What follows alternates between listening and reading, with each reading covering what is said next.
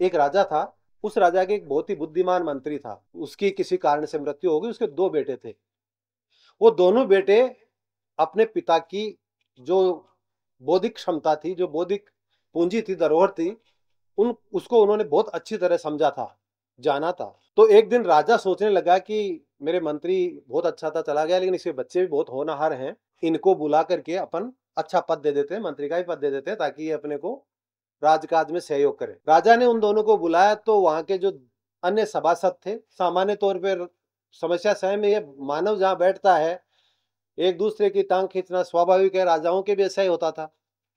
तो वहां राजाओं के जो दूसरे मंत्री थे वो सोचे कि अपना नंबर तो चला जाएगा, ये तो ये आ जाएंगे तो फिर वो तो अपने तो स्थिति खराब हो जाएगी, अपन तो उस जगह जाना चाह रहे थे, जा ही नहीं पाएंगे। तो राजा ने जब उनको बुलाया तो एक मंत्री कहता है कि साहब, ये बात तो ठीक है कि आपने इनको बुलाया और आपकी मंशा है कि इनको मंत्री पद दे दिया जाए, लेकिन साहब एक बात बताऊं आपको मैं, कि क्या, कि इनके पिताजी हमारे जो खजाना था राज का, उससे 60,000 रुपए लोन ले रखा था, ऋण ले रखा था, और वो चुकाए बिना ही खत्म हो गया, और ये उनके ऋणी हैं, इनको चुकाना पड़ेगा। तो दोनों बच्चे बड़े आश्चर्यचकित हो गए कि ये कब हो गया।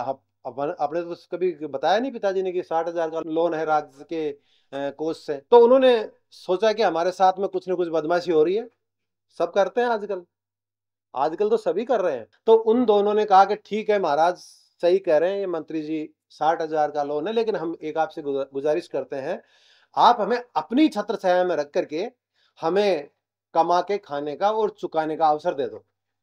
तो उन्होंने, राजा ने कहा कि ये बात ठीक है, लेकिन राजा ने किस जगह लगाया ये तय करे। मेरे के मंत्री जो हैं, ये जो बता रहे हैं 60,000 बकाया है, यही तय करेंगे कि तुम्हें क्या नौकरी दी जाए। तो उन दो बच्चों को, एक को तो गेट के ऊपर गेट कीपर लगा दिया और दूसरे को गार्डनर यानी कि बागवानी का काम दे दिया। अब वो दोनों अपनी ड्यूटी करें। राजा एक दिन शाम को जा रहा था दरबार से निकल के, तो गेट पे जो नौकरी कर रहा था उसने पूछा कि महाराज, अगर आपकी अनुमति हो तो एक प्रश्न पूछो आपसे। तो उन्होंने कहा कि पूछिए।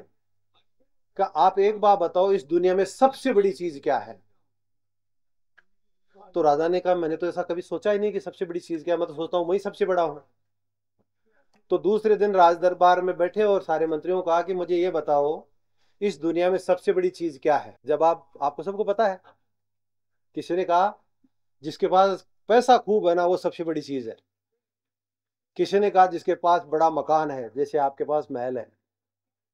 किसी ने कहा, किसी के पास गाड़ी घोड़े हैं। फिर भी राजा को संतोष नहीं हुआ, और वो जो गेट कीपर बच्चा था उसने कहा कि साहब, तो उत्तर तो सही नहीं है। तो राजा ने कहा कि तू बता कहाँ मिलेगा इसका उत्तर? कि जो मेरा भाई है ना, जो बागवानी कर रहा है, वो बता सकता है इसका उत्तर।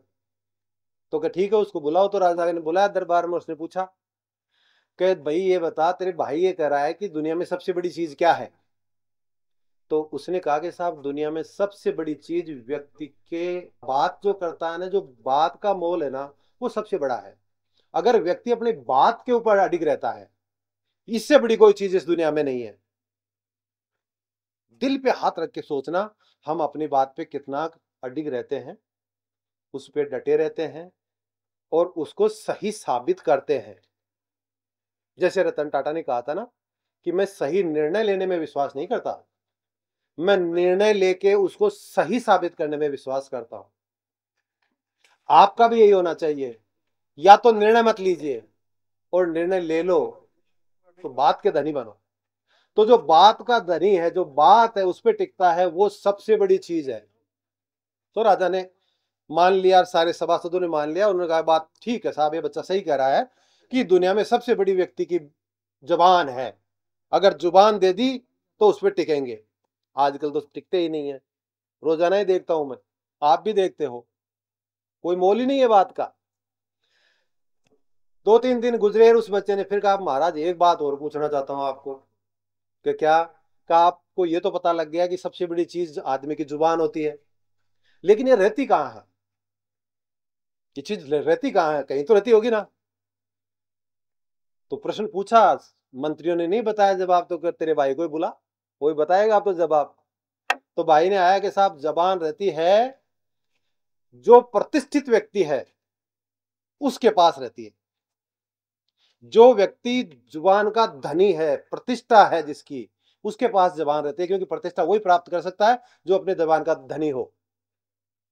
अगर आप जबान के धनी हो, पहले लोग होते थे, मुझे पता है, पंच पटेलाई करते थे, निर्णय करते थे, बहुत बड़ी समस्याओं का समाधान करते। आजकल तो होता ही नहीं वैसा निर्णय।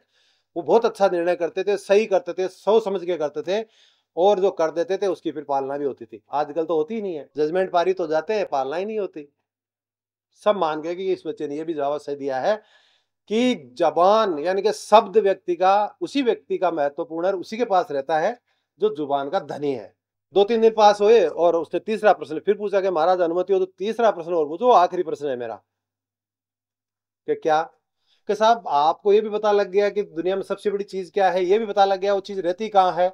अब मुझे तीसरी चीजें बता दो कि उस चीज का पोषण क्या है, भोजन क्या है। भाई किसी चीज को आगे बढ़ाने के लिए व्यक्ति को भोजन चाहिए ना। उस तरह से वो जो चीज, जो सबसे बड़ी चीज, जो जुबान है, जो प्रतिष्ठित व्यक्ति के यहाँ पे पाई जाती है, उसका पोषण क्या है, भोजन क्या है। कोई मंत्री जवाब नहीं दे पाया, तो क्या तेरे भाई को बुला। भाई को बुलाया, भाई ने कहा साहब इसका तो बहुत सरल सा उत्तर है, जिस व्यक्ति के पास धैर्य है, परसिवियरेंस कहते हैं अंग्रेजी में, गम खाता है, वो इसका भोजन है।